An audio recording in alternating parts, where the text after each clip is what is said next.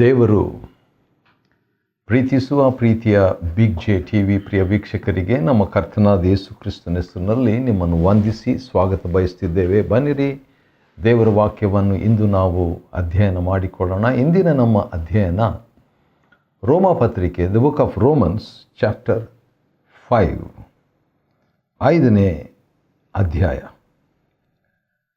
5ನೇ ಅಧ್ಯಾಯ ರೋಮ ಪತ್ರಿಕೆಯಲ್ಲಿ ನೀತೀಕರಣದ 18 ಆಶೀರ್ವಾದಗಳನ್ನು ನಾವು ನೋಡಿಕೊಳ್ಬೋದು ರೀ. 18 ಬ್ಲೆಸ್ಸಿಂಗ್ಸ್ ಆಫ್ ಜಸ್ಟಿಫಿಕೇಷನ್. ಈ ನೀತಿವಂತರೆಂದು ನಿರ್ಣಯಿಸುವುದು ಅಥವಾ ನೀತೀಕರಣ ಎಂಬ ಅನುಭವ ಹಳೆ ಒಡಂಬಡಿಕೆಯ ಅನುಭವವಲ್ಲ. ಯಾಕಂತ ಹೇಳಿದರೆ ಹಳೆ ಒಡಂಬಡಿಕೆಯ ಪ್ರಾಣಿಗಳ ರಕ್ತ ಯಾವ ವ್ಯಕ್ತಿಯನ್ನು, ಎಂಥ ಭಕ್ತಿವಂತ ವ್ಯಕ್ತಿಯನ್ನು ಕೂಡ ನೀತಿವಂತರೆಂದು ನಿರ್ಣಯಿಸುವುದಕ್ಕೆ ಆಗ್ತಿರಲಿಲ್ಲ. ದೇವರು ತಾನೇ ತನ್ನ ಪರಿಶುದ್ಧ ರಕ್ತವನ್ನು ನನಗಾಗಿ, ನಮಗಾಗಿ ಪ್ರೀತಿಸಿ ಸುರಿಸಿದ್ದರಿಂದ, ಪ್ರಾಣಿ ತನ್ನ ರಕ್ತವನ್ನು ಸುರಿಸಬೇಕಾದ್ರೆ ನಮ್ಮನ್ನು ಪ್ರೀತಿಸಿ ಸುರಿಸ್ಲಿಕ್ಕೆ ಆಗಲ್ಲ. ಆದರೆ ಒಂದು ವೇಳೆ ಪ್ರಾಣಿನ ಹಿಡ್ಕೊಂಡು ಅದನ್ನು ಬಲಿ ಕೊಡಬೇಕಂದ್ರೆ ತಪ್ಪಿಸ್ಕೊಡ್ಲಿಕ್ಕೆ ಯತ್ನಿಸ್ತದೆ. ಆದರೆ ಕ್ರಿಸ್ತನು ನಮಗೋಸ್ಕರವಾಗಿ ನನ್ನನ್ನು ಪ್ರೀತಿಸಿ, ನಾವು ಪಾಪಿಗಳಾಗಿರುವಾಗಲೇ, ದೇವರಿಗೆ ಶತ್ರುಗಳಾಗಿರುವಾಗಲೇ, ನಾವು ಭಕ್ತಿಹೀನರಾಗಿದ್ದಾಗಲೇ, ನಾವು ಅಶಕ್ತರಾಗಿದ್ದಾಗಲೇ ಕ್ರಿಸ್ತನು ನಮಗೋಸ್ಕರವಾಗಿ ತನ್ನ ಪ್ರಾಣವನ್ನು ಕೊಟ್ಟದರಲ್ಲಿ ಪ್ರೀತಿ ಇಂಥದ್ದೆಂದು ರುಜುಪಡಿಸುವಂಥದ್ದನ್ನು ನಾವು ನೋಡ್ತೇವೆ. ಸರಿ, ರೋಮಪತ್ರಿಕೆಯ 5ನೇ ಅಧ್ಯಾಯದಲ್ಲಿ ನಾವು ನೋಡುವಂಥದ್ದು ಏನಂತ ಹೇಳಿದ್ರೆ ನೀತೀಕರಣದ 18 ಆಶೀರ್ವಾದಗಳು. ಮೊದಲನೇ ಆಶೀರ್ವಾದ ಏನಂತ ಹೇಳಿದ್ರೆ, ಮೊದಲನೇ ವಚನದಲ್ಲಿದೆ, ದೇವರೊಂದಿಗೆ ಸಮಾಧಾನ, ಪೀಸ್ ವಿತ್ ಗಾಡ್. ಬಿಲಿ ಗ್ರಾಹಂ ರವರು ಅನೇಕ ವರ್ಷಗಳ ಹಿಂದೆ ಬರೆದಂಥ ಒಂದು ಪುಸ್ತಕ ಪೀಸ್ ವಿತ್ ಗಾಡ್, ದೇವರೊಂದಿಗೆ ಸಮಾಧಾನ. ಅದು ಕನ್ನಡದಲ್ಲಿ ದಿವ್ಯ ಶಾಂತಿ ದೊರೆಯುವ ದಾರಿ ಅಂತ ಹೇಳ್ಬಿಟ್ಟು ನಾನು OM ದಳದಲ್ಲಿ ಅಥವಾ ಸಂಸ್ಥೆಯಲ್ಲಿದ್ದಾಗ ಕರ್ನಾಟಕದ ಅನೇಕ ಕಡೆಗಳಲ್ಲಿ ಆ ಪುಸ್ತಕವನ್ನು ಮಾರಾಟ ಮಾಡಿದ್ದು ನೆನಪಿಗೆ ಬರುತ್ತಿದೆ. ಪೀಸ್ ವಿತ್ ಗಾಡ್, ದೇವರೊಂದಿಗೆ ಸಮಾಧಾನ. ಹೌದು, ದೇವರೊಂದಿಗೆ ಸಮಾಧಾನ. ಯೇಸು ಕ್ರಿಸ್ತನು ನಮ್ಮನ್ನು ನೀತಿವಂತರನ್ನಾಗಿ ನಿರ್ಣಯಿಸಿದ್ದರಿಂದ, ಹೌದು, ನಮಗೆ ಈ ಒಂದು ಆಶೀರ್ವಾದ ನಮಗೆ ಸಿಕ್ತು. ದೇವರೊಂದಿಗೆ ಸಮಾಧಾನವೆಂಬ ಆಶೀರ್ವಾದ ನೀತೀಕರಣದ ಮೊದಲನೇ ಆಶೀರ್ವಾದ. ಎರಡನೇ ಆಶೀರ್ವಾದ ದೇವರ ಕೃಪೆ. ರೋಮ 5, 2ನೇ ವಚನದಲ್ಲಿ ನಾವು ನೋಡುವುದಾದರೆ, ಈ ಕೃಪೆಯನ್ನು ನಂಬಿಕೆಯಿಂದ ಪಡೆದೆವು ಅಂತ ಹೇಳುವಾಗ, ಹೌದು, ದೇವರ ಕೃಪೆ ಹೇಗೆ ನಮಗೆ ಲಭ್ಯವಾಯಿತು? ನೀತೀಕರಣದ ಮುಖಾಂತರವಾಗಿ ನಮಗೆ ದೇವರ ಕೃಪೆ ಆಕ್ಟಿವೇಟ್ ಆಯಿತು. ಇನ್ನೊಂದು ರೀತಿಯಿಂದ ಹೇಳಬೇಕಾದ್ರೆ, ದೇವರ ಕೃಪೆಯಿಂದ ನಾವು ನೀತಿವಂತರಾದೆವು. ನಾವು ನೀತಿವಂತರಾದ ಕಾರಣ ದೇವರ ಕೃಪೆಯಲ್ಲಿ ಮುಂದುವರಿಯುತ್ತಿದ್ದೇವೆ. ಮೂರನೇ ಆಶೀರ್ವಾದ ಆನಂದ. ಹೌದು, ರೋಮಪತ್ರಿಕೆ 5ನೇ ಅಧ್ಯಾಯದ 2ನೇ ವಚನದಲ್ಲಿ ನಮಗೆ ನಾವು ದೇವರ ಮಹಿಮೆಯ ನಿರೀಕ್ಷೆಯಲ್ಲಿ ಆನಂದ ಪಡ್ತೇವಂತೆ. ವಾವ್! ನೆಹೆಮೀಯ 8:10, ಫಿಲಿಪ್ಪಿ 4:4, ಅಪೊಸ್ತಲಕೃತ್ಯ 16:25 ಮತ್ತು ಲೂಕನ ಬರೆದ ಸುವಾರ್ತೆ 10:19 ಇರುವಂಥ ವಾಕ್ಯಗಳಲ್ಲಿ 25ನೇ ವಚನದಲ್ಲಿ ನಮಗೆ ಆನಂದದ ಬಗ್ಗೆ ನಾವು ನೋಡ್ತೇವೆ. ಹೌದು, ದೇವರು ನಮಗೆ ಹೇಳಲ ಶಕ್ಯವಾದಂಥ ಆನಂದವನ್ನು ನೀತೀಕರಣ ಮೂಲಕ ಒದಗಿಸಿದ್ದು ಆತನ ನಾಮಕ್ಕೆ ಸ್ತೋತ್ರವಾಗಲಿ. ಮತ್ತು 4ನೇ ಆಶೀರ್ವಾದ, ನೀತಿಕರಣದ 18 ಆಶೀರ್ವಾದಗಳನ್ನು ನಾವು ನೋಡ್ಕೊಳ್ತೇವೆ, ಅಥವಾ ನೀತಿವಂತರೆಂದು ನಿರ್ಣಯಿಸುವ ದೇವರಿಂದ 18 ಆಶೀರ್ವಾದಗಳು ಹಾಗೆ ನಾವು ತಿಳ್ಕೊಳ್ಳೋಣ.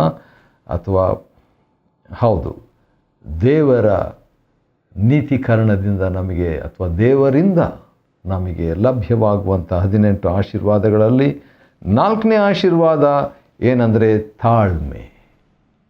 ತಾಳ್ಮೆ. ಹೌದು, ಸಂಕಟವು ನಮ್ಮ ಜೀವನದಲ್ಲಿ ಬಂದಾಗ ಸಂಕಟವು ತಾಳ್ಮೆಯನ್ನು ಉಂಟು ಮಾಡ್ತದಂತೆ. 4ನೇ ಆಶೀರ್ವಾದ. 5ನೇ ಆಶೀರ್ವಾದ, ತಾಳ್ಮೆಯು ಏನು ಉಂಟು ಮಾಡ್ತದೆ? ಸದ್ವರ್ತನೆ, ಕ್ಯಾರೆಕ್ಟರ್, ಸದ್ವರ್ತನೆಯನ್ನು ನಮಗೆ ಉಂಟು ಮಾಡುವುದಾಗಿದೆ. ಅದು 6ನೇ ಆಶೀರ್ವಾದ, ಸದ್ವರ್ತನೆ. 7ನೇ ಆಶೀರ್ವಾದ ಏನಂತ ಹೇಳಿದರೆ, ಹೌದು, ನಮಗೆ ಸದ್ವರ್ತನೆ, ತಾಳ್ಮೆಯು ಸದ್ವರ್ತನೆಯನ್ನು ತರುತ್ತದೆ ಮತ್ತು ಸದ್ವರ್ತನೆಯು ನಿರೀಕ್ಷೆಯನ್ನು ನಮಗೆ ಉಂಟು ಮಾಡ್ತದೆ. ನಿರೀಕ್ಷೆ ಭಾಳ ಪ್ರಾಮುಖ್ಯ. ಈ ನಿರೀಕ್ಷೆ. ಒಂದು ಸಾರಿ ಇಬ್ಬರು ವ್ಯಕ್ತಿಗಳು ಕೆಲಸ ಮಾಡ್ತಾ ಇದ್ರಂತೆ, ಅರಮನೆಯನ್ನು ಕಟ್ಟುತ್ತಾ ಇದ್ದರು. ಅವರ ಕೆಲಸ ಕಲ್ಲು ಹೊಡೆಯುವಂಥ ಒಂದು ಕೆಲಸ. ಒಬ್ಬ ವ್ಯಕ್ತಿ ಬಹಳ ಮನಗುಂದಿದವನ ಕೆಲಸ ಮಾಡ್ತಾ ಇದ್ದ. ಇನ್ನೊಬ್ಬ ವ್ಯಕ್ತಿ ಹರ್ಷದಿಂದ ಅದೇ ಕೆಲಸವನ್ನು ಮಾಡ್ತಾ ಇದ್ದ. ಹಾದು ಬಂದ ಒಬ್ಬ ವ್ಯಕ್ತಿ ಕೇಳಿದ ಪ್ರಶ್ನೆ, ನೀವೇನು ಮಾಡ್ತಾ ಇದ್ದೀರಿ? ಆ ಮನಗುಂದಿದ ವ್ಯಕ್ತಿ ಕೆಲಸ ನಿಲ್ಲಿಸಿಬಿಟ್ಟು, ಏನು ಮಾಡ್ತಿದ್ದೀರಿ ಅಂತ ಕೇಳಿದ ಪ್ರಶ್ನೆ ಕೊಟ್ಟು ಉತ್ತರ ಏನಂದರೆ, ಇನ್ನೇನು ಮಾಡಬೇಕ್ರಿ, ನಮ್ಮ ಕರ್ಮ ಇದು, ನಾವು ದುಡಿಲೇಬೇಕು, ಹೊಟ್ಟೆಪಾಡು ಎಂಬುದಾಗಿ ಮನಗುಂದಿದವನಾಗಿ ಹೇಳಿದನಂತೆ. ಮತ್ತು ಇನ್ನೊಬ್ಬ ವ್ಯಕ್ತಿ ಹರ್ಷದಿಂದ ಕೆಲಸ ಮಾಡ್ತಿದ್ನಲ್ಲ, ಅವನ ಸ್ನೇಹಿತನು ಅವನಿಗೆ, ಈ ಪರಕೀಯ ವ್ಯಕ್ತಿ, ನೀವೇನು ಮಾಡ್ತಿದ್ದೀರಿ ಅಂತ ಕೇಳಿದಾಗ, ನಾನು ರಾಜನಿಗೆ ಅರಮನೆಯನ್ನು ಕಟ್ತಿದ್ದೇನೆ ಎಂಬುದಾಗಿ ಹೇಳಿದ್ರಂತೆ. ಒಬ್ಬ ವ್ಯಕ್ತಿಗೆ ನಿರೀಕ್ಷೆ ಇಲ್ಲ, ಆದರೆ ಎರಡನೇ ವ್ಯಕ್ತಿಗೆ ನಿರೀಕ್ಷೆ. ಆ ನಿರೀಕ್ಷೆ ಒಂದು ವ್ಯತ್ಯಾಸವನ್ನು ನಮ್ಮ ಕೆಲಸ ಕಾರ್ಯಗಳಲ್ಲಿ, ಮನೋಭಾವನೆಯಲ್ಲಿ ತರುವಂಥದ್ದಾಗಿದೆ. ರೋಮ 5ನೇ ಅಧ್ಯಾಯದಲ್ಲಿ ನಾವು ನೀತಿಕರಣದ 18 ಆಶೀರ್ವಾದಗಳನ್ನು ನಾವು ನೋಡಿಕೊಳ್ತಾ ಇದ್ದೇವೆ. ಇದರಲ್ಲಿ ಈಗಾಗಲೇ 6 ನಾವು ನೋಡಿದ್ದಾಯಿತು, ಇನ್ನು 12 ಆಶೀರ್ವಾದಗಳನ್ನು ನಾವು ನೋಡಲಿಕ್ಕುಂಟು. ಆದ ಕಾರಣ 7ನೇ ಆಶೀರ್ವಾದ ಏನಂತ ಹೇಳ್ಬಿಟ್ಟು ನಾವು ನೋಡುವಾಗ, ರೋಮ ಪತ್ರಿಕೆ 5ನೇ ಅಧ್ಯಾಯ 5ನೇ ವಚನದಲ್ಲಿ ಪವಿತ್ರಾತ್ಮನು. 7ನೇ ಆಶೀರ್ವಾದ, ದೇವರು ನಮಗೆ ಅನುಗ್ರಹಿಸಿರುವ ಪವಿತ್ರಾತ್ಮನು ಅಂತ ಪದ ಅಲ್ಲಿ ಬಂದಿದೆ. The Holy Spirit whom God gives. ಪವಿತ್ರಾತ್ಮನನ್ನು ದೇವರು ನಮಗೆ ಕೊಟ್ಟಿದ್ದರಿಂದ ಅದು ನೀತಿಕರಣದ ಒಂದು ಆಶೀರ್ವಾದವನ್ನಾಗಿ ನಾವು ಪರಿಗಣಿಸಲಿಕ್ಕಿದ್ದೇವೆ. ಅದಕ್ಕಾಗಿ ದೇವ್ರ ಸ್ತೋತ್ರ. ಪವಿತ್ರಾತ್ಮನ ಮೂಲಕವಾಗಿ ದೇವರು ಇನ್ನೊಂದು ಆಶೀರ್ವಾದವನ್ನು ಕೊಡ್ತಾರೆ. ಅದೇನಂತ ಹೇಳ್ಬಿಟ್ಟು ರೋಮ 5:5ರಲ್ಲಿ 5ನೇ ಅಧ್ಯಾಯ 5ನೇ ವಚನದಲ್ಲಿ ನೋಡುವಾಗ, ಪವಿತ್ರಾತ್ಮನ ಮೂಲಕ ನಮ್ಮ ಹೃದಯಗಳಲ್ಲಿ ದೇವರು ತನ್ನ ಪ್ರೀತಿಯನ್ನು ಧಾರಾಳವಾಗಿ ಸುರಿಸಿದ್ದಾರೆ. ವಾವ್! ನೋಡ್ರಿ, ದೇವರು ನಮ್ಮ ಹೃದಯಗಳಲ್ಲಿ ಪವಿತ್ರಾತ್ಮನ ಮೂಲಕ ತನ್ನ ಪ್ರೀತಿಯನ್ನು ಒಂದು ಚೂರು ಕೊಟ್ಟಿದ್ದಾರಂತ ಕೊಟ್ಟಿಲ್ಲ, ಬರೆದಿಲ್ಲ. ಕೊಟ್ಟಿದ್ರಂತ ಹೇಳಿಲ್ಲ. ಪ್ರೀತಿಯನ್ನು ಸುರಿಸಿದ್ದಾರೆ ಅಂತ ಕೂಡ ಬರೆದಿಲ್ಲ. ಪ್ರೀತಿಯನ್ನು ಧಾರಾಳವಾಗಿ, ವಾವ್, ಪ್ರೀತಿಯನ್ನು ಧಾರಾಳವಾಗಿ ಸುರಿಸಿದ್ದಾರಂತೆ. ಹಾಗಾದರೆ ನೀತಿಕರಣದ 8ನೇ ಆಶೀರ್ವಾದ ಏನಂತ ಹೇಳ್ಬಿಟ್ಟು ನೋಡುವಾಗ, ದೇವರ ಪ್ರೀತಿ. 8 ಆಶೀರ್ವಾದಗಳು ಮುಗಿತು, ಇನ್ನು 10 ಆಶೀರ್ವಾದಗಳಿದೆ. ಅದನ್ನು ಕೂಡ ನಾವು ನೋಡಿಕೊಳ್ಳಬೇಕು. ನೋಡಿಕೊಳ್ಳುವಾಗ ದೇವರ ಆತ್ಮನ ನಮಗೂ ಸಹಾಯ ಮಾಡಲಿ, ಪ್ರಕಟಣೆಯನ್ನು ನೀಡಲಿ, ಅಭಿಷೇಕವನ್ನು ಕೊಡಲಿ, ಮನೋನೇತ್ರವನ್ನು ಬೆಳಗಿಸಲಿ. ಎಲ್ಲಕ್ಕಿಂತಲೂ ಹೆಚ್ಚಾಗಿ ದೇವರು ಮಹಿಮೆ ಹೊಂದಲಿ. ಹೌದು, ಈ 8ನೇ ಆಶೀರ್ವಾದ, ನೀತೀಕರಣದ ಆಶೀರ್ವಾದ ಏನಂತ ಹೇಳ್ಬಿಟ್ಟು ನೋಡುವಾಗ ಪ್ರೀತಿಯನ್ನು ಧಾರಾಳವಾಗಿ ಸುರಿಸಿದ್ದಾರೆ, ಅದನ್ನು ರುಜುಪಡಿಸಿದ್ದಾರೆ ಕೂಡ. ಭಕ್ತಿಹೀನರಾಗಿದ್ದಾಗಲೇ 6ನೇ ವಚನ, ಪಾಪಿಗಳಾಗಿದ್ದಾಗಲೇ 8ನೇ ವಚನ. ಹೌದು, ದೇವರು ಕ್ರಿಸ್ತನನ್ನು ನಮಗೋಸ್ಕರವಾಗಿ ಕೊಟ್ಟದರಲ್ಲಿ ದೇವರು ನಮ್ಮ ಮೇಲೆ ಇಟ್ಟಿರುವಂಥ ಪ್ರೀತಿಯನ್ನು ವ್ಯಕ್ತಪಡಿಸಿದ್ದಾರೆ, ಪ್ರೂವ್ ಮಾಡಿದ್ದಾರೆ. ಇದು 8ನೇ ಆಶೀರ್ವಾದ. 9ನೇದಾಗಿ ರೋಮ 5:9ನೇ ವಚನದಲ್ಲಿ, ಈಗ ನಾವು ಯೇಸುವಿನ ರಕ್ತದಿಂದ ನೀತಿವಂತರೆಂದು ನಿರ್ಣಯ ಹೊಂದಿರುವುದರಿಂದ ಯೇಸುವಿನ ಮೂಲಕವಾಗಿ ದೇವರ ಕೋಪದಿಂದ ರಕ್ಷಿಸಲಾಗುವುದು ಇನ್ನೂ ಖಂಡಿತವಲ್ಲವೇ? ರಕ್ಷಿತರಾಗುವುದು, ರಕ್ಷಣೆಯನ್ನು ಹೊಂದುವುದು. ಹಾಗಾದರೆ ರಕ್ಷಣೆ 9ನೇ ನೀತೀಕರಣದ 9ನೇ ಆಶೀರ್ವಾದ ರಕ್ಷಣೆ. The 9th blessing of justification is salvation. ರಕ್ಷಣೆ ಯಾವುದರಿಂದ? ದೇವರ ಕೋಪದಿಂದ ರಕ್ಷಣೆ. ರೋಮ 5:10ರಲ್ಲಿ ಈಗ 9 ಮುಗಿತು, ಇನ್ನೂ ಅರ್ಧ ಇದೆ. ಆದ ಕಾರಣ 10ನೇ ಆಶೀರ್ವಾದ ಏನಂತ ಹೇಳ್ಬಿಟ್ಟು ನೋಡುವಾಗ ಸಂಧಾನ.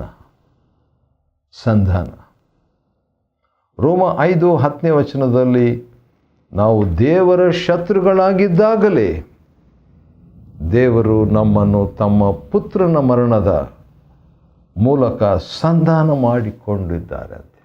ವಾವ್! ಶತ್ರುಗಳು ನಾವು ದೇವರಿಗೆ, ಆದರೆ ತನ್ನ ಪುತ್ರನ ಮರಣದ ಮೂಲಕ ದೇವರು ನಮಗೆ ಸಂಧಾನ ಮಾಡಿಕೊಳ್ಳುವಂಥದ್ದನ್ನು ಕುರಿತು 10ನೇ ಆಶೀರ್ವಾದವನ್ನಾಗಿ ನಾವು ಅದನ್ನು ಪರಿಗಣಿಸೋಣ. 11ನೇದಾಗಿ ಇದು ಅರ್ಥ ಮಾಡಿಕೊಳ್ಳಲಿಕ್ಕೆ ಭಾಳ ಕಷ್ಟ.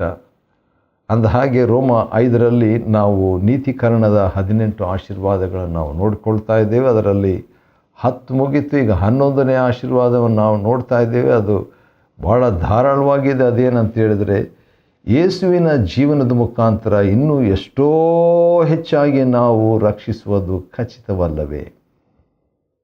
ಕ್ರಿಸ್ತನ ಮರಣದ ಮೂಲಕ ಸಂಧಾನ, ಆದರೆ ಕ್ರಿಸ್ತನ ಪುನರುತ್ಥಾನದ ಮೂಲಕ ಸಮೃದ್ಧವಾದಂಥ ಸಂರಕ್ಷಣೆ, ಅಬಂಡೆನ್ಸ್ ಆಫ್ ಸ್ಯಾಲ್ವೇಷನ್. ಅದೇನು ನನಗೆ ಅರ್ಥ ಆಗ್ತಾ ಇಲ್ಲ, ಆದರೂ ಅದಕ್ಕಾಗಿ ದೇವ್ರಿಗೆ ಸ್ತೋತ್ರವಾಗಲಿ. 12ನೇದಾಗಿ ರೋಮ 5ರಲ್ಲಿ ನಾವು ನೀತೀಕರಣದ 18 ಆಶೀರ್ವಾದಗಳನ್ನು ನಾವು ನೋಡಿಕೊಳ್ತಾ ಇದ್ದೇವೆ. ಅದರಲ್ಲಿ ಈಗ ನಾವು ನೋಡುವಂಥದ್ದು ಏನಂತ ಹೇಳಿದರೆ ಮಿತ್ರತ್ವ.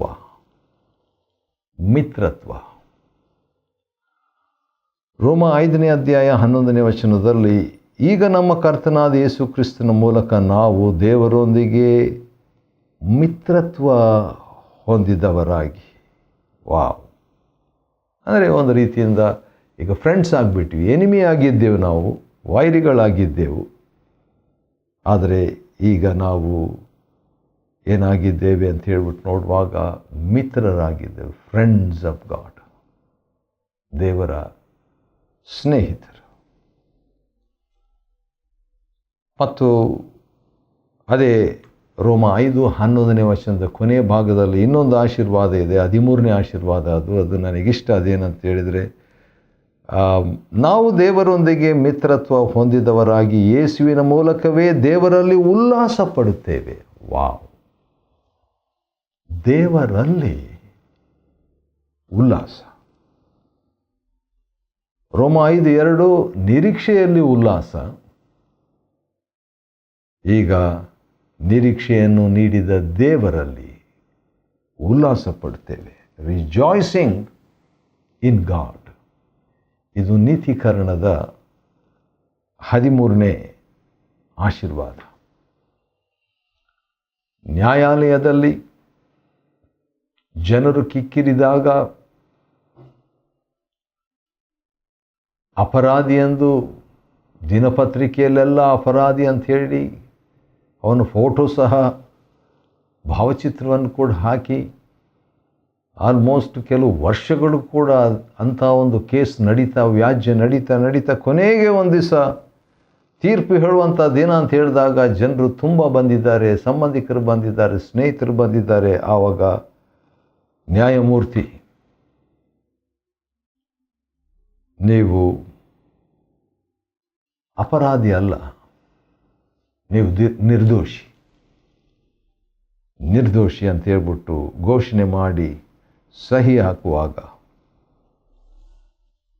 ಆ ಅಪರಾಧಿಗೆ, ತಲೆ ಬಾಗಿದಂಥ ಅಪರಾಧಿಗೆ ತಲೆ ಎತ್ತುವಂತೆ,